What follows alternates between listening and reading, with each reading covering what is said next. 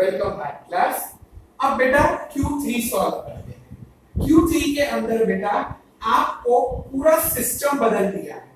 Q1 में हम लोगों ने डेसिमल पॉइंट अप्लाई किया, Q2 में हम लोगों ने डेसिमल पॉइंट अप्लाई किया, अब Q3 में उन्होंने ऑलरेडी सब में डेसिमल पॉइंट दिया है, हमें उसे डेसिमल फ्रैक्शन में कन्वर्ट करना है। तो इट्स वेरी सिंपल, पॉइंट के बाद जितने भी डिजिट होंगे उतने जीरो डिनोमिनेटर में कंपल्सरी है।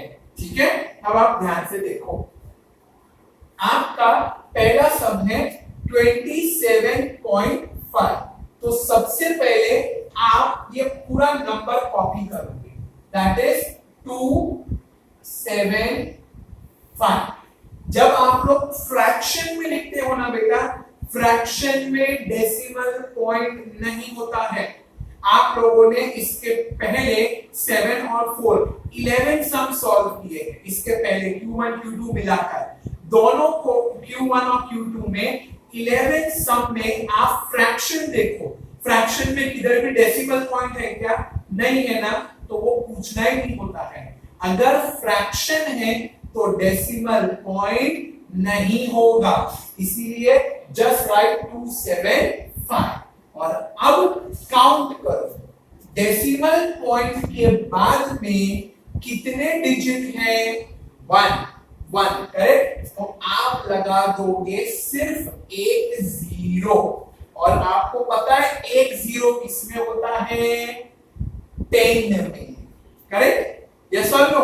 एक जीरो डेसिमल फॉर्म में हम एक जीरो किसमें पाते हैं? 10 में।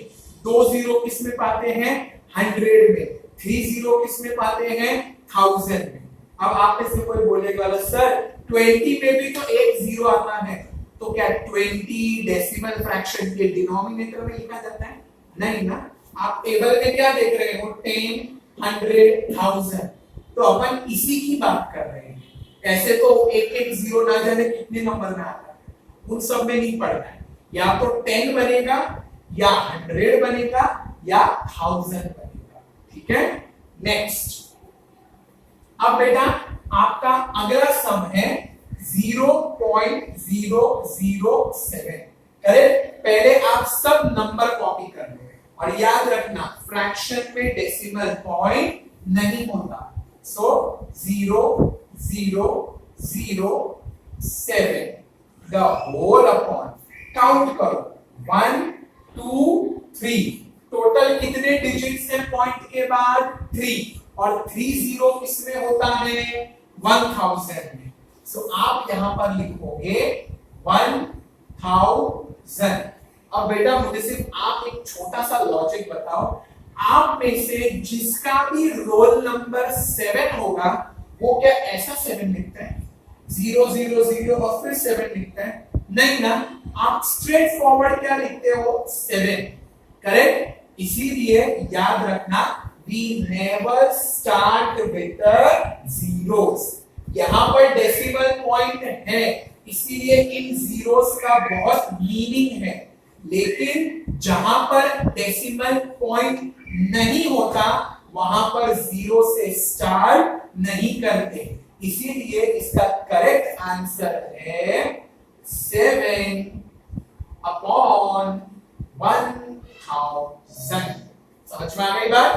ठीक है, अगर डेसिमल पॉइंट है तो जीरोस लिखना बहुत जरूरी है, बिकॉज डेसिमल पॉइंट है। लेकिन जब डेसिमल पॉइंट नहीं होता है, डेसिमल पॉइंट इज एब्सेंट, तो स्टार्टिंग में जीरोस नहीं होते, इसीलिए ओनली 7।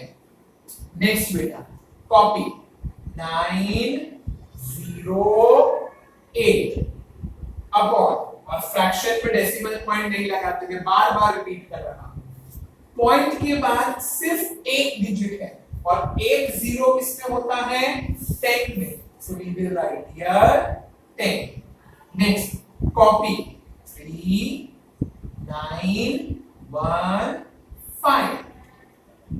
डेसिमल पॉइंट के बाद 2 डिजिट है, 1 और 5। 2 डिजिट यानी 2 जीरो लेने पड़ेंगे। दो जीरो किसमें होते हैं 100 में, so we will write here 100. Copy the number 3 1 2. अब डेसिमल पॉइंट के बाद again you have two digits. How many 2. तो सिर्फ दो ही जीरो ले सकते हैं और दो जीरो किसमें होते हैं बेटा 100.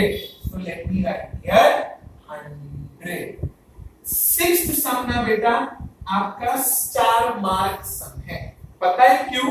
बिकॉज जब डेसिमल पॉइंट होता है ना बेटा तो हम लोग एंड में कभी भी जीरो नहीं लिखते, कभी भी जीरो नहीं लिखते. और ये मैं नहीं कह रहा हूं, आप कैलकुलेटर पे भी ट्राई करके देखना. आप कैलकुलेटर पे 70.400 टाइप करना और जैसे ही आप इक्वल टू का बटन दबाओगे ना, इक्वल टू का, ये एंड के दो जीरो अपने आप गायब हो जाएंगे, चले जाएंगे. पता है क्यों? बिकॉज अगर डेसिमल पॉइंट है तो एंड में जीरो नहीं लिखा जाता. इसीलिए आप इसको कैसे रीड करोगे, ध्यान से देखना. डेसिमल पॉइंट है तो एंड में ये जीरो नहीं लिखा जाएगा. डेसिमल पॉइंट है तो एंड में ये जीरो भी नहीं लिखा जाएगा.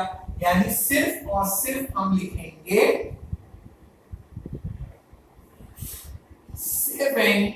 704 अपॉन 10, खाली 10. करेक्ट? वापस से ध्यान देना, जब डेसिमल पॉइंट होता है ना बेटा तो एंड कभी जीरो से नहीं होता, कभी भी नहीं लिखने का जीरो. राइट नाउ आपके पास डेसिमल पॉइंट है और एंड में दो जीरो हैं, तो ये दो जीरो कभी भी नहीं लिखे जाएंगे, नेवर. तो बचा क्या खाली 70.4, तो लिख दो 704. पॉइंट के बाद सिर्फ एक डिजिट है यानी एक जीरो, तो आ जाएगा 10. क्लियर बेटा? इस तरीके से आपका प्रैक्टिस सेट 15 भी कंप्लीट हो गया. अब इसके आगे वाले वीडियो में we will continue with decimal fraction multiplication.